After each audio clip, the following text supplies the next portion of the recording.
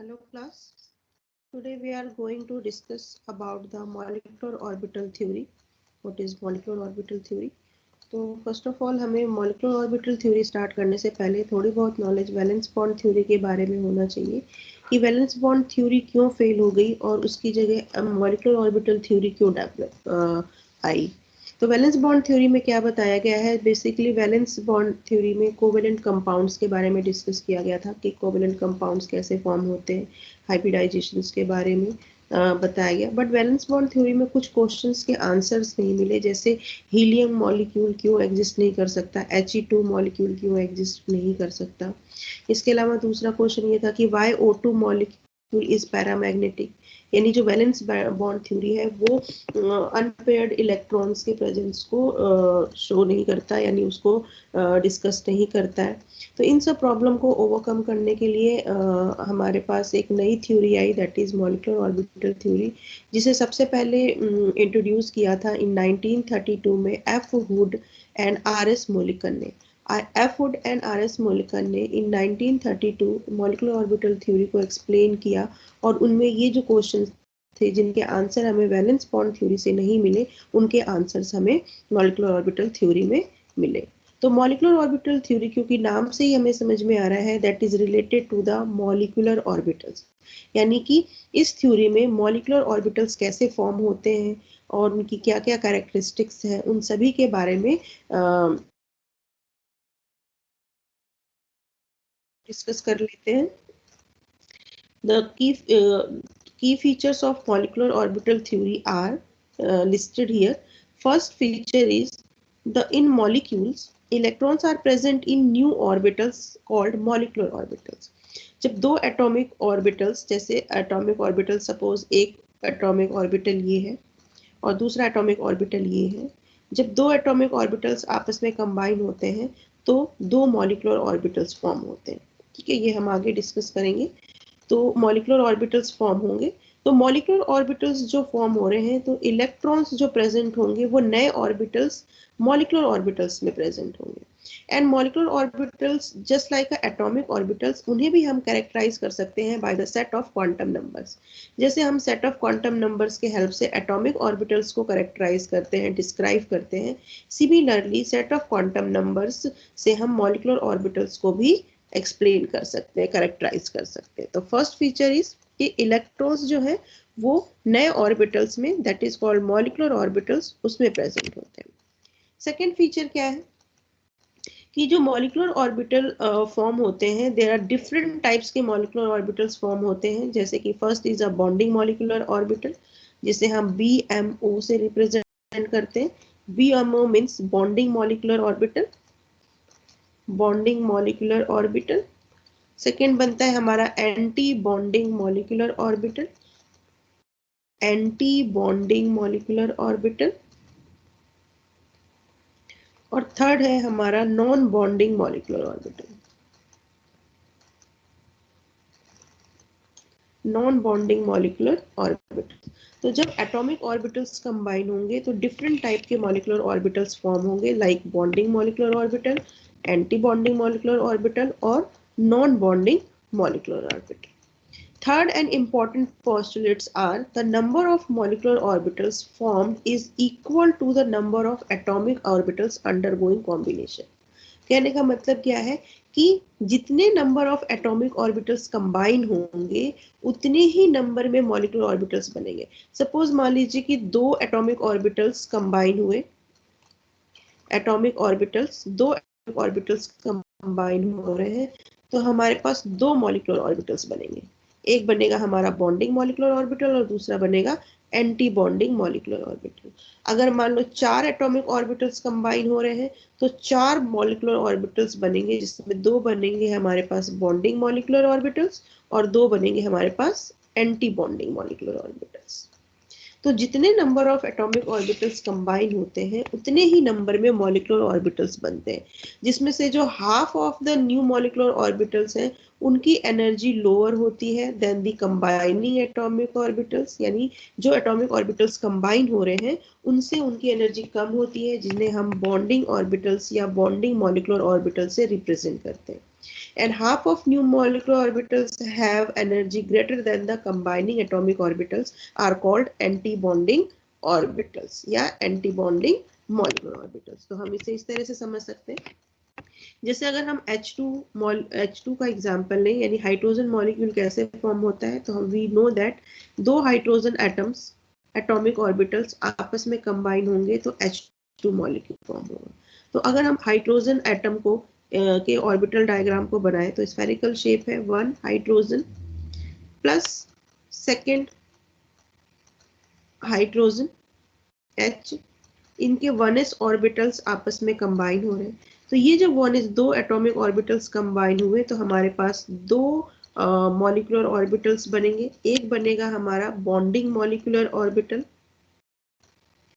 और bonding molecular orbital, और दूसरा बनेगा anti bonding molecular orbitals. Bonding molecular orbitals कैसे बनते हैं, जब दो ऑर्बिटल्स एटॉमिक ऑर्बिटल्स ऑफ आपस में ओवरलैप करेंगे, यानी इनमें कॉम्बिनेशन होगा, एडिशन कॉम्बिनेशन ओवरलैप करेंगे, तो ये आपका इस तरह से बॉन्डिंग मॉलिक्यूलर ऑर्बिटल्स फॉर्म करेंगे।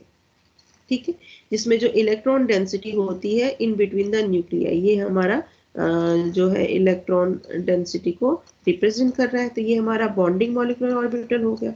और दूसरा बनता है anti bonding orbitals. Anti bonding orbitals कब बनेगा, जब इलेक्ट्रॉन्स एक दूसरे को रिपेल करेंगे, तो यहाँ पे कोई बॉन्ड फॉर्म नहीं होगा, तो इनका शेप जो है वो थोड़ा सा चेंज हो जाएगा इस तरह से। और जब इलेक्ट्रॉन्स एक दूसरे को रिपेल करेंगे, न्यूक्लियस भी एक दूसरे को रिपेल करेंगे, तो इनके बीच में क्या होगा, एक नोड डेवलप हो जाएगा, जिसे हम क्या कहेंगे, एंटी बॉन्डिंग मॉलिक्यूलर ऑर्बिटल। ठीक है, तो हमने क्या देखा यहाँ पे कि ये जो एटॉमिक ऑर्बिटल्स आपस में कंबाइन हुए, तो दो तरह के मॉलिक्यूलर ऑर्बिटल्स बने, एक बना बॉन्डिंग मॉलिक्यूलर ऑर्बिटल और दूसरा बना एंटी बॉन्डिंग मॉलिक्यूलर ऑर्बिटल। लेकिन जो बॉन्डिंग मॉलिक्यूलर ऑर्बिटल्स होते हैं उनकी एनर्जी एटॉमिक ऑर्बिटल की एनर्जी से कम होती है, लोअर एनर्जी होती है।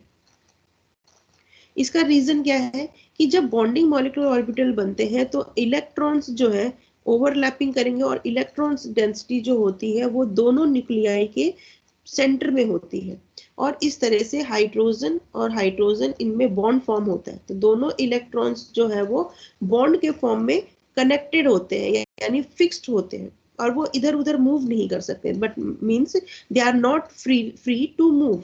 तो जब वो फ्री हो मूव करने के लिए फ्री नहीं है, एक बॉन्ड में वो कनेक्ट हो गए हैं जहाँ पे सेंटर में इलेक्ट्रॉन डेंसिटी ज्यादा हो गई है, जिस वजह से ये स्टेबलाइज हो गए, और स्टेबलाइज होने की वजह से इनकी एनर्जी क्या हो गई, लोअर हो गई। तो जो बॉन्डिंग मॉलिक्यूलर ऑर्बिटल्स होंगे उनकी एनर्जी पेरेंट एटॉमिक ऑर्बिटल से कम होगी। और उसी के opposite anti bonding molecular orbital में क्या हो रहा है कि जो इलेक्ट्रॉन्स हैं वो एक दूसरे को रिपेल कर रहे हैं, तो इलेक्ट्रॉन डेंसिटी जो है वो यहाँ पे ज्यादा रहेगी। तो इलेक्ट्रॉन डेंसिटी ज्यादा है, और क्योंकि इनके बीच कोई बॉन्ड फॉर्म नहीं हो रहा है, इसका मतलब क्या है कि इलेक्ट्रॉन्स जो है वो फ्रीली मूव करने के लिए फ्री है। तो मूव करने के लिए फ्री है, that means they are not stable नहीं है, तो इनकी एनर्जी क्या हो जाएगी, हाई हो जाएगी। दैट मीन्स कि जो एंटी बॉन्डिंग मॉलिक्यूलर ऑर्बिटल्स होते हैं उनकी एनर्जी एटॉमिक ऑर्बिटल से ज्यादा होती है। ठीक है, तो ये बहुत इंपॉर्टेंट पोस्टुलेट्स था कि जब जितने number of atomic orbitals combine होंगे उतने ही नंबर में मॉलिक्यूलर ऑर्बिटल्स बनेंगे, जिनको हम इक्वल हाफ में डिवाइड करेंगे। हाफ बनेंगे बॉन्डिंग मॉलिक्यूलर ऑर्बिटल और हाफ बनेंगे एंटी बॉन्डिंग। तो अगर दो कंबाइन हो रहे हैं तो दो बन गए मॉलिक्यूलर ऑर्बिटल, जिसमें एक है हमारा बॉन्डिंग मॉलिक्यूलर ऑर्बिटल और दूसरा है anti bonding molecular orbital. Bonding molecular orbitals की एनर्जी जो है वो एटॉमिक ऑर्बिटल्स की एनर्जी से कम होती है, क्योंकि यहाँ पे एक स्टेबल बॉन्ड फॉर्म हो रहा है, इलेक्ट्रॉन्स जो है वो फिक्स हो रहे हैं बॉन्ड के फॉर्म में, दैट मीन्स इनकी एनर्जी कम हो रही है। But anti bonding molecular orbital में क्योंकि इलेक्ट्रॉन एक दूसरे को रिपेल कर रहे हैं, रिपेल करने की वजह से उनका जो पोजीशन है वो स्टेबल नहीं है, they are free to move. तो इस वजह से क्या होगा कि इनकी एनर्जी जो होगी वो एटॉमिक ऑर्बिटल से ज्यादा हो जाएगी। This is the important postulate. इसके बाद नेक्स्ट पोस्टुलेट है कि atomic most effective combination of atomic orbitals, that means the formation of molecular orbitals occurs when combining atomic orbitals have similar energy and proper symmetry. ऐसा नहीं है कि कोई भी एटॉमिक ऑर्बिटल आपस में कंबाइन हो जाए, वही एटॉमिक ऑर्बिटल आपस में कंबाइन हो सकते हैं जिनकी एनर्जी सिमिलर हो, प्लस में उनकी सिमेट्री भी प्रॉपर मैच करे। फॉर एग्जांपल जैसे मान लो कि स्फेरिकल शेप में आपके दो orbitals 1s and 1s combine हो सकते हैं, क्योंकि 1s और 1s ऑर्बिटल दोनों की एनर्जी सेम है, दोनों की सिमेट्री भी सेम है, तो ये आपस में कंबाइन होकर के आपके दो ऑर्बिटल्स मॉलिक्यूलर ऑर्बिटल्स बनाएंगे, बॉन्डिंग मॉलिक्यूलर ऑर्बिटल और एंटी बॉन्डिंग मॉलिक्यूलर ऑर्बिटल। ये हमने अभी पीछे डिस्कस किया। अब जैसे मान लो कि हमारे पास है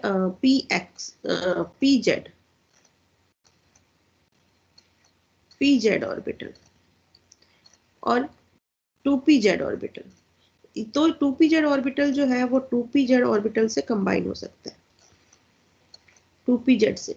क्यों? क्योंकि दोनों की जो एनर्जी है वो सेम है और दोनों की जो सिमेट्री है वो भी मैच कर रही है, प्रॉपर सिमेट्री है। तो ये दोनों आपस में कंबाइन होकर के दो ऑर्बिटल्स हैं, तो दो मॉलिक्यूलर ऑर्बिटल बनाएंगे, बॉन्डिंग मॉलिक्यूलर ऑर्बिटल और एंटी बॉन्डिंग मॉलिक्यूलर ऑर्बिटल। तो कहने का मतलब क्या है कि वही ऑर्बिटल्स आपस में कंबाइन हो सकते हैं जिनकी एनर्जी सेम हो, साथ में उनकी सिमेट्री भी मैच करे। अगर मान लीजिए हमारे पास एक pz ऑर्बिटल है और दूसरा py ऑर्बिटल है, ये हमारा मान लो 2pz है और ये 2py है, तो इनकी सिमेट्री एनर्जी तो सेम होगी क्योंकि दोनों ही सेकंड शेल के ऑर्बिटल्स हैं 2pz 2py, एनर्जी सेम है बट सिमेट्री प्रॉपर नहीं है, सिमेट्री मैच नहीं कर रही है, तो ये दोनों आपस में कंबाइन नहीं हो सकते, ये पॉसिबिलिटी नहीं है। तो पॉसिबिलिटी किसकी है? जिनकी सिमेट्री मैच करे वही पॉसिबल है, उन्हीं एटॉमिक ऑर्बिटल्स में कॉम्बिनेशन हो सकता है, जिनकी सिमेट्री मैच नहीं करेगी वो कंबाइन नहीं होंगे। ठीक है, नेक्स्ट पोस्टुलेट क्या है कि nuclei of different atoms in a molecule behave as polycentric nucleus, क्योंकि जितने number of atomic orbitals combine होंगे तो उसमें जितने नंबर ऑफ न्यूक्लियस प्रेजेंट है उतने number of nucleus molecular orbital में प्रेजेंट होगा। जैसे कि मान लीजिए दो एटम्स कंबाइन हो रहे हैं, ये न्यूक्लियस है, ये भी आपका न्यूक्लियस है, तो जब ये कंबाइन होंगे तो इस तरह से बॉन्डिंग मॉलिक्यूलर ऑर्बिटल बना, तो ये इसके पास ये दोनों न्यूक्लियस शो होंगे। ठीक है, तो ये जो मॉलिक्यूलर ऑर्बिटल्स फॉर्म होंगे वो पॉलीसेंट्रिक होंगे, पॉलीसेंट्रिक, वेयरएज जो एटॉमिक ऑर्बिटल्स हैं वो मोनोसेंट्रिक होंगे, बोथ आर मोनोसेंट्रिक। ठीक है, तो मॉलिक्यूलर ऑर्बिटल्स जो है वो पॉलीसेंट्रिक होते हैं बट एटॉमिक ऑर्बिटल्स मोनोसेंट्रिक होते हैं। Next postulate is the shape of molecular orbital depends upon the shape of combining atomic orbitals, यानी जिस एटॉमिक ऑर्बिटल का जिस तरह का शेप होगा, जो नया मॉलिक्यूलर ऑर्बिटल फॉर्म होगा उसका शेप भी उसी एटॉमिक ऑर्बिटल पे डिपेंड करेगा। सपोज मान लो स्फेरिकल एटॉमिक ऑर्बिटल्स कंबाइन हो रहे हैं, तो जो हमारा मॉलिक्यूलर ऑर्बिटल बनेगा उसका शेप भी स्फेरिकल होगा, ऑलमोस्ट वैसा ही होगा। अगर मान लीजिए कि हमारे पास दो एटॉमिक ऑर्बिटल्स जो है वो इस तरह से कंबाइन हो रहे हैं, तो जो रिजल्टेंट हमारा मॉलिक्यूलर ऑर्बिटल होगा वो भी डम्बल शेप का होगा। ठीक है, इस तरह से ओवरलैपिंग होगी और आपका जो है वो डम्बल का एटॉमिक ऑर्बिटल बनेगा। तो जो मॉलिक्यूलर ऑर्बिटल का शेप है वो डिपेंड करता है shape of the atomic orbital. Next postulate is bonding molecular orbitals are named as sigma, pi, delta, omega। इस तरह से हम बॉन्डिंग मॉलिक्यूलर ऑर्बिटल्स को रिप्रेजेंट करते हैं। जैसे मान लो 1s प्लस 1s कंबाइन हुआ तो हमारे पास दो ऑर्बिटल्स बने, एक बना सिग्मा 1s, दूसरा बनेगा सिग्मा स्टार 1s। तो सिग्मा 1s क्या है? बॉन्डिंग मॉलिक्यूलर ऑर्बिटल, और सिग्मा स्टार 1s क्या है? Anti bonding molecular orbital. तो बॉन्डिंग मॉलिक्यूलर ऑर्बिटल को हम रिप्रेजेंट करते हैं सिग्मा पाई से, और एंटी बॉन्डिंग को रिप्रेजेंट करते हैं sigma star, pi star, del star से। तो जब दो एटॉमिक ऑर्बिटल्स कंबाइन हुए तो दो मॉलिक्यूलर ऑर्बिटल बना, एक बना सिग्मा 1s, दूसरा बना सिग्मा स्टार 1s। ठीक है, and the last postulate is the electrons are redistributed in molecular orbitals according to the three principle. First is the Aufbau rule, second is Pauli exclusion principle, and third is Hund's rule of maximum multiplicity. यानी जिस तरह से atomic orbitals में electron का distribution होता है, same as electrons का redistribution होता है after the formation of molecular orbital, और वो जो रीडिस्ट्रीब्यूशन होगा वो according to the three principle होगा, aufbau principle, Pauli exclusion principle और हुंस रूल। ये हम ऑलरेडी डिस्कस कर चुके हैं कि ये प्रिंसिपल क्या है, तो उसी के अकॉर्डिंग और मॉलिक्यूलर ऑर्बिटल्स में इलेक्ट्रॉन्स की फिलिंग होगी। ठीक है, नाउ अब लास्ट आता है कि how the molecular orbitals are formed, कैसे मॉलिक्यूलर ऑर्बिटल फॉर्म होते हैं।